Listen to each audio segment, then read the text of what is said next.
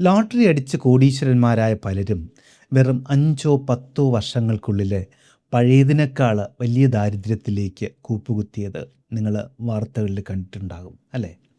അതുപോലെ തന്നെ ലോകമറിയപ്പെടുന്ന വലിയ വലിയ ബിസിനസ്സുകാർ ഒറ്റയടിക്ക് കടക്കെണിയിലായി ജീവിതം അവസാനിപ്പിച്ചതും നമ്മൾ കണ്ടിട്ടുണ്ട്. നിങ്ങൾ എപ്പോഴെങ്കിലും ചിന്തിച്ചിട്ടുണ്ടോ, എന്തുകൊണ്ടാണ് കോടിക്കണക്കിന് രൂപ സമ്പാദിക്കാൻ കഴിവുള്ള അല്ലെങ്കിൽ ലക്ഷങ്ങളോ കോടികളോ ആസ്തിയുള്ള ഈ ബുദ്ധിമാന്മാർക്ക് ആ പണം നിലനിർത്താൻ കഴിയാതെ പോകുന്നത് എന്ന്? പണമുണ്ടാക്കാൻ അറിയാവുന്ന ഒരാൾക്ക് അത് നിലനിർത്താനും കഴിയേണ്ടതല്ലേ?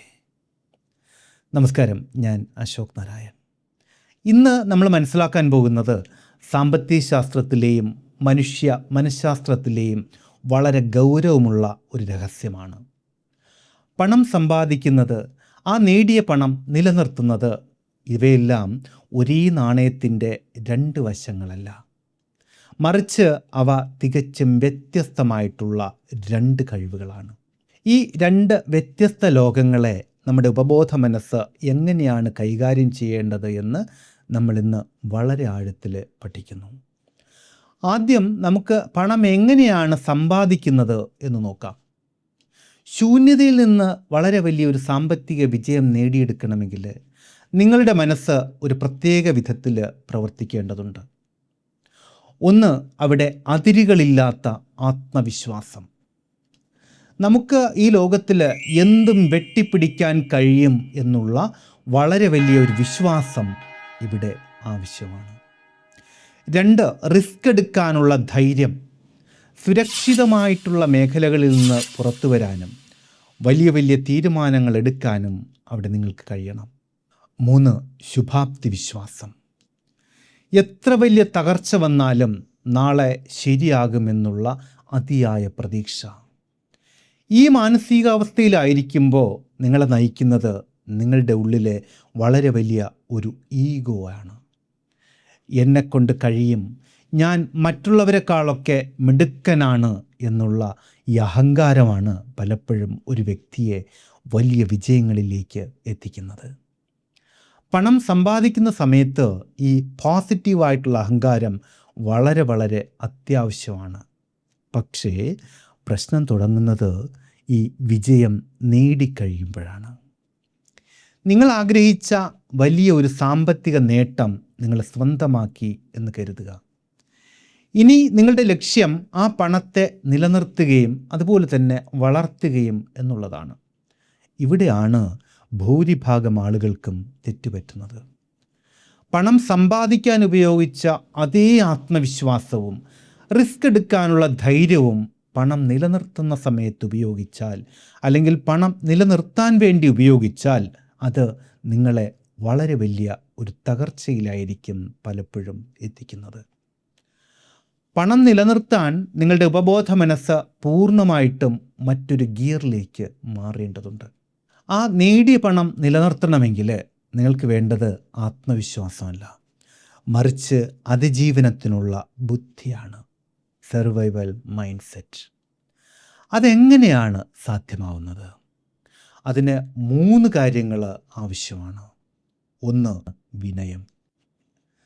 ഞാൻ നേടിയ വിജയത്തിന് പിന്നിൽ എൻ്റെ കഴിവിനേക്കാൾ വലിയൊരു പങ്ക് ഭാഗ്യത്തിനുണ്ടായിരുന്നു എന്ന തിരിച്ചറിവാണ് വിനയം. ലോകത്തെ മുഴുവൻ നിയന്ത്രിക്കുന്നത് ഞാനല്ല എന്ന് മനസ്സിലാക്കുമ്പോൾ നമ്മുടെ അഹങ്കാരം സ്വാഭാവികമായിട്ടും അവിടെ ഇല്ലാതാകും. 2, ആരോഗ്യകരമായിട്ടുള്ള ഭയം. ഭയമെന്ന് കേൾക്കുമ്പോൾ അത് നെഗറ്റീവാണ് എന്ന് ചിന്തിക്കരുത്. ഇന്ന് എൻ്റെ കയ്യിലുള്ളത് നാളെ ഒരു പക്ഷേ ഇല്ലാതെയാകാം എന്നുള്ള ജാഗ്രതയാണ് ഇത്. ഈ ഭയമുള്ളത് കൊണ്ട് മാത്രമാണ് പലപ്പോഴും നിങ്ങൾ വലിയ വലിയ അബദ്ധങ്ങളിൽ പോയി ചാടാത്തതും പണം വളരെ സൂക്ഷിച്ചു മാത്രം ചിലവാക്കുന്നതും. 3, ലാളിത്യം. പണമുണ്ട് എന്ന് മറ്റുള്ളവരെ കാണിക്കാൻ വേണ്ടി അനാവശ്യമായിട്ട് ചിലവാക്കാതിരിക്കാനുള്ള മനസ്സ്. ചുരുക്കത്തിൽ നിങ്ങളെ വിജയത്തിലേക്ക് നയിച്ച ആ ഈഗോയെ പൂർണ്ണമായിട്ടും ഇല്ലാതാക്കുന്ന സമയത്ത് മാത്രമേ നിങ്ങൾക്ക് ആ വിജയം നിലനിർത്താൻ സാധിക്കൂ.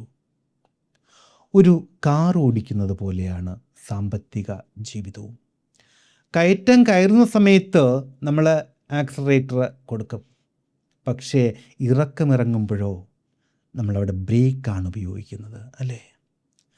പണം സമ്പാദിക്കുന്നത് ആക്സലറേറ്റർ ആണ് എങ്കിൽ പണം നിലനിർത്തുന്നത് കൃത്യമായിട്ടുള്ള ബ്രേക്കിംഗ് സിസ്റ്റമാണ്.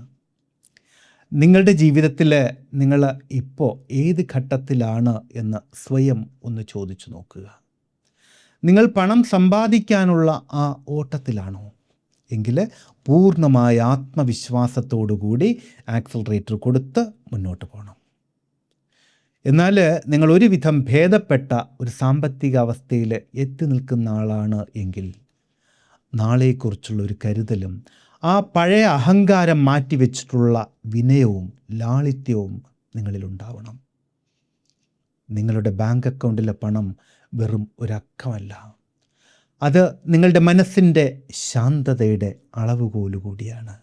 ആത്മവിശ്വാസവും വിനയവും തമ്മിലുള്ള ഈ മനോഹരമായിട്ടുള്ള ബാലൻസ് ജീവിതത്തിൽ പ്രാവർത്തികമാക്കാൻ നിങ്ങൾക്ക് സാധിക്കട്ടെ.